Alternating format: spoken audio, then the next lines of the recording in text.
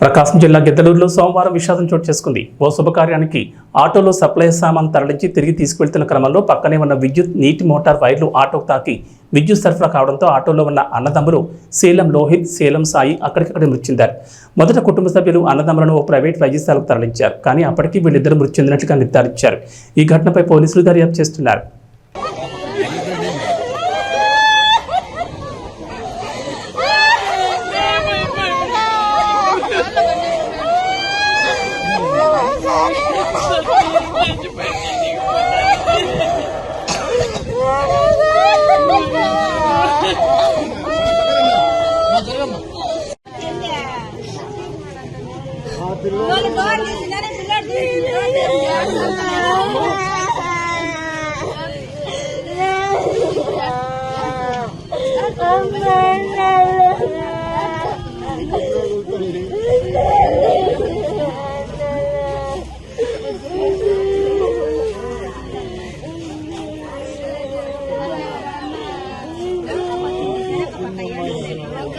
ఈ పక్క నుంచి ఆ పక్క వేసిండు రెండు మామూలు వెళ్ళొచ్చు న్యూట్రల్ ప్లేస్ అవి వేసిండు. ఫస్ట్ మిద్దె కడుతున్నాడు.